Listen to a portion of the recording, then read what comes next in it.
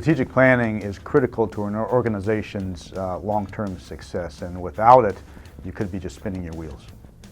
Well, I think you need a map of where you're trying to get to, and strategic planning in my mind has always been about finding that true north or that direction that you're going to set for the organization, and then being able to map out how you're going to get there.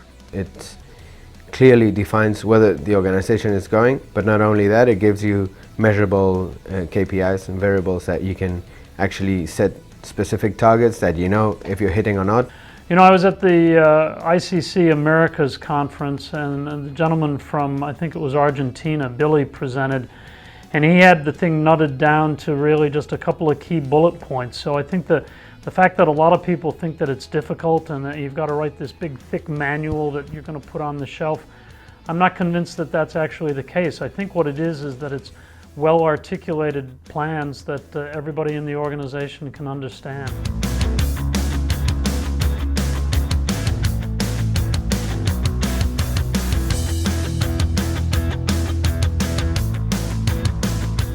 We feel that stakeholder engagement is absolutely critical to improve your planning or operational plans. It's something that's a must. You can't leave the stakeholders out of this decision-making process. You need to do some market research to help you in your planning, and you need to engage your constituents. In our case, we had to engage our season ticket holders, our fans, our suite holders, and local politicians. So you need to make sure that everyone that is instrumental to that strategic plan is engaged.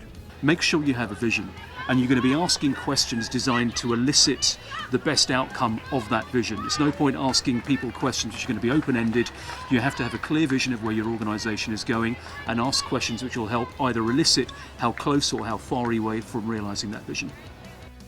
Their replies were great, because you suddenly realise some things that you did miss out. We did miss out as a group.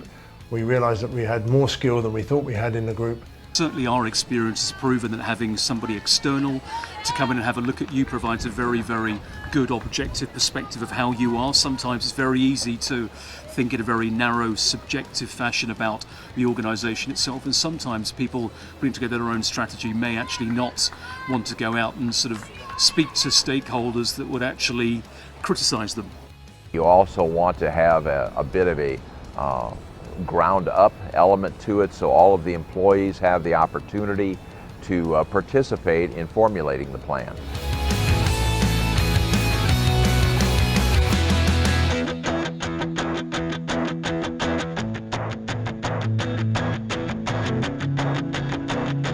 You need to have a plan that will give you direction for the long term, but your staff deserves a more tactical plan that it can follow, so it will be able to execute efficiently during a 72 home game season. Once we've done the strategic planning, we now then need to work out how that's going to work. And so the operational planning really became of that, who would do the various tasks that we needed to be done to fulfill what we've set up to do. There are probably 100 things you could do, 50 you should, and probably only about 5, 10 or 15 you really have the time, financial and human resource to actually be able to achieve. So prioritising is extremely important, and I think focusing on a very clear strategy helps you focus on those things which you regard as the most important for your own organisation. The culture of the organization has changed now. There are much more defined roles for everyone, the staff and the board. The board used to be a bit hands-on the day-to-day business, so now with this strategic plan and these actions and the ownership to those by each member of a staff, it's made things easier, so everybody knows where they're standing, where they start and where they finish, and I think the whole dynamic of the association is much better.